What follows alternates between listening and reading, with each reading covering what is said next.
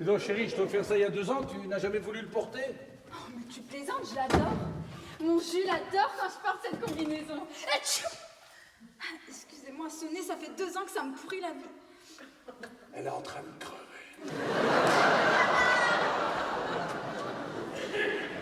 Vous savez, j'ai beaucoup hésité avant de mettre cette tenue. J'avais peur que ça fasse... too much.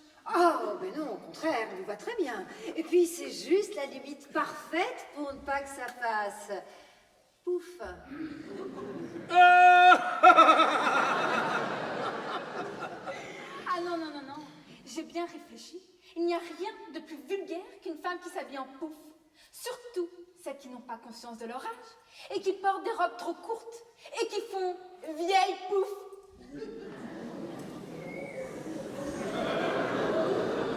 Sinon, vous préférez le frigo congélateur séparé ou le 2 en 1?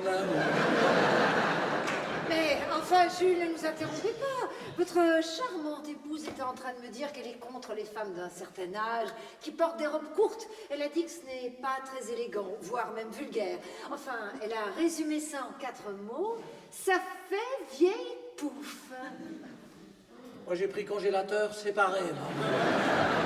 Mais votre charmante épouse oublie une autre catégorie de femmes pour lesquelles l'âge et la tenue vestimentaire sont un détail.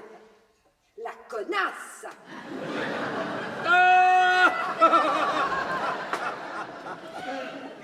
Vous avez raison, mamie Geneviève. Tata.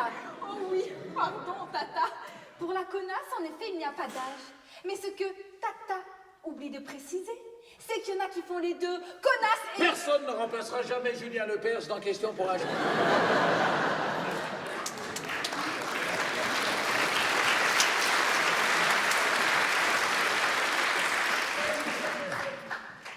Mais dites-moi, Tata, il était comment, Jules, quand il était gamin?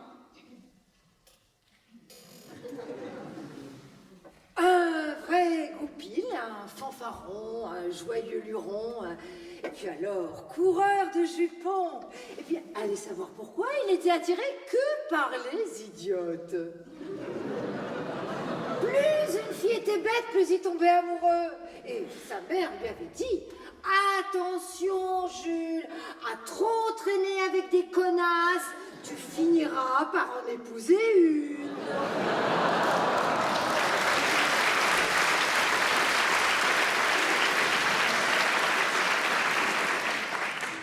On l'a échappé belle, hein? Mais heureusement qu'avec vous, Kimberly... Caroline. Oui, oh, pardon, Caroline, avec vous, ce n'est pas le cas. Il a trouvé une perle. Vous oublierez pas de vous échanger les numéros, quand même. Mais dites-moi, Tata Berge... Geneviève. Oui, pardon. Oh, j'ai du mal avec les vieux prénoms. Oh, mais c'est pas grave, connasse. Wow! Wow! J'ai dit, c'est pas grave, il manque des tasses.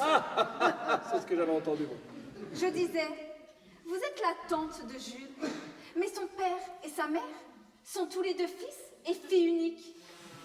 Alors, de qui êtes-vous la sœur exactement? Mon père a une demi-sœur qu'il a cachée à sa mère. Cette demi-sœur a elle-même un demi-père qui a une sœur. Et cette sœur, c'est mon frère.